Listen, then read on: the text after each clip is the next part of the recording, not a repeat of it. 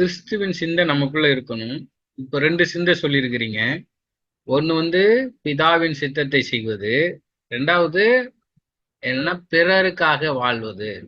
அதுல நான் சொல்றேன், நம்மளை குடும்பமா வைத்திருக்கிறதே எதுக்காக வச்சுக்கிறாருன்னா, நாம எந்த மாதிரியா இருக்கிறோம், கிறிஸ்துவின் சிந்தையோடு கூட இருக்கிறோமா அப்படிங்கிறத டெஸ்ட் பண்றதுக்காக தான் நமக்கு கொடுக்கப்பட்டிருக்கிற வாய்ப்பு. ஜேம்ஸ் ஆலன்கிற ஒரு சைக்காலஜி நல்ல மோட்டிவேஷனல் ஸ்பீக்கர். அவர் அமெரிக்காவை சேர்ந்தவர். அவர் சொல்றாரு, நம்மெல்லாம் அநேகர் சொல்லுவோம், சூழ்நிலைனால நான் தப்பு பண்ணிட்டேன், சூழ்நிலையினால நம்ம தப்பு பண்ணிட்டோம் அப்படின்னு சொல்லுவோம். அதுக்கு அவர் சொல்றாரு, என்ன சொல்றாருன்னா, சூழ்நிலைகள் மனிதர்களை உருவாக்குவது இல்லை. நல்லா கவனிச்சிருங்க. சூழ்நிலை உன்னை தப்பு பண்றவனா உருவாக்கல.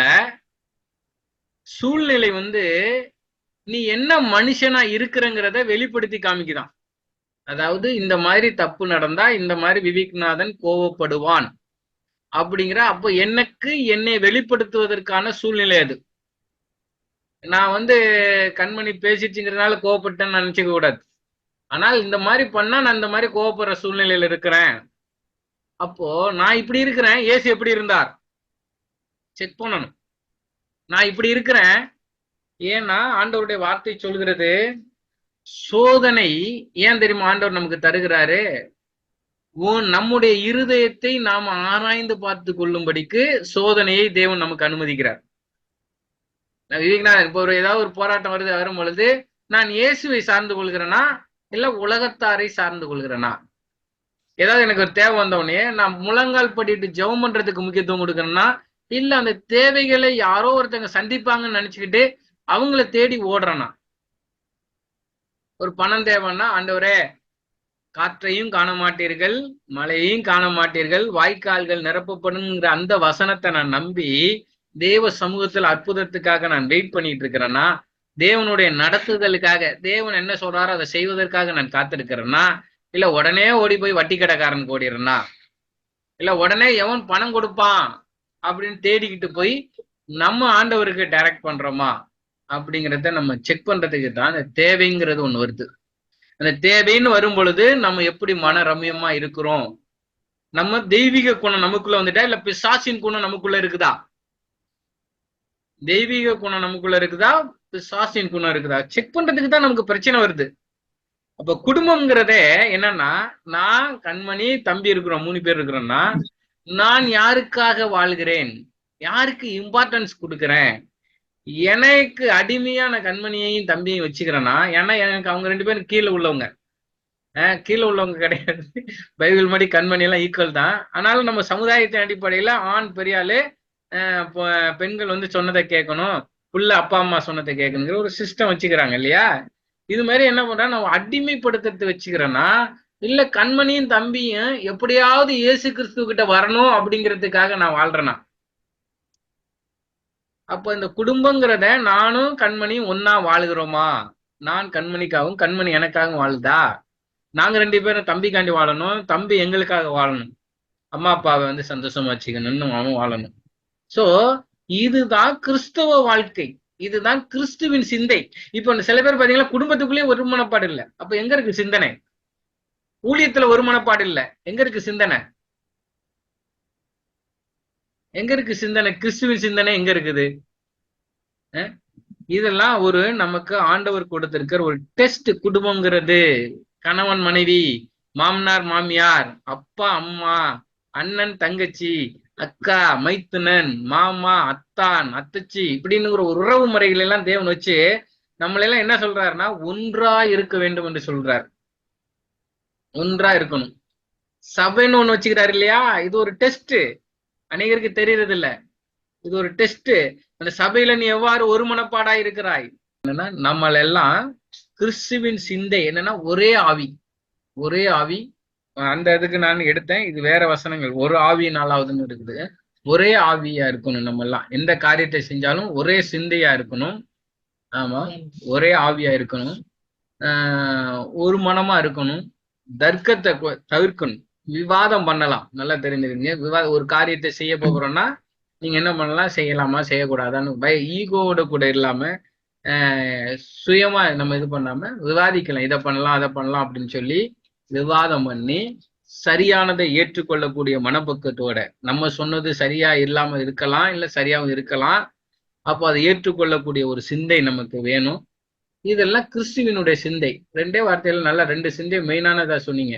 என்ன பண்ணாருன்னா, ஒண்ணு வந்து பிதாவின் சித்தத்தை செய்வது, 2வது பிறருக்காக வாழ்றது. அதுலயே அந்த பிதாவின் சித்தமும் அதுக்குள்ளதான் வந்துருது. அதுதான் மெயின் பாயிண்ட். பிதாவின் சித்தம் என்பது இது.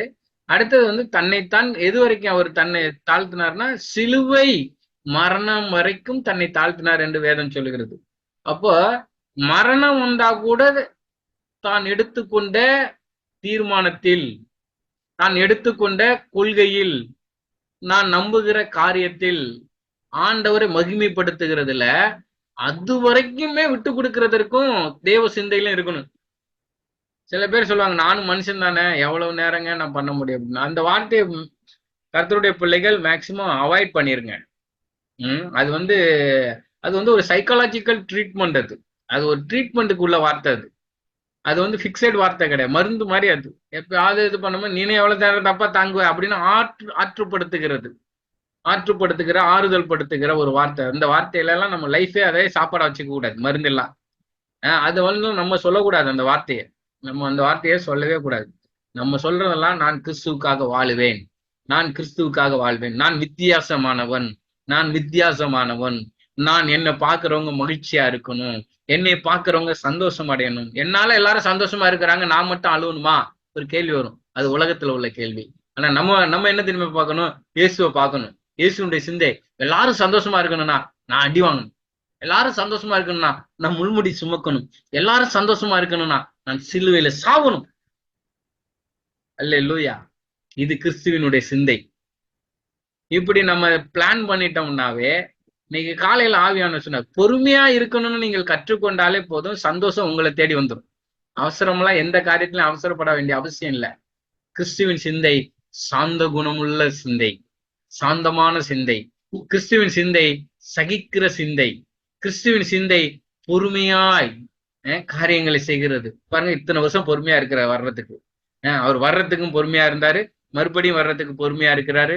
நம்ம எவ்வளவு தவறுகளை பண்ணாலும் மன்னிக்கிறதுக்கு பொறுமையா இருந்து மன்னிக்கிறாரு, நேசிக்கிறதுல பொறுமையா இருக்கிறாரு. எல்லாத்துலயுமே பாருங்க, அவசரப்படல அவர். நம்மளும் அவசரப்பட வேண்டிய அவசியம் இல்லை. இதை திரும்ப திரும்ப நீங்க மைண்ட்ல வச்சுக்கிடுங்க. கிறிஸ்துவின் சிந்தை அது இருந்துச்சுன்னா நம்ம ஊழியத்துல நம்ம ஒன்னா இருப்போம். அவர் சொல்றாரு யோவான் 17வது அதிகாரத்துல, நானும் பிதாவும் ஒன்றா இருக்கிற போல நீங்களும் எல்லாரும் ஒன்னா இருங்க. அவருடைய ஜெபமே நம்ம எல்லாம் ஒன்னா இருக்கணும் தான். ஒன்னா இருக்கணும்னா உனக்குள்ளும் எனக்குள்ளையும் உன் சிந்தையும் என் சிந்தையும் இருக்கக்கூடாது.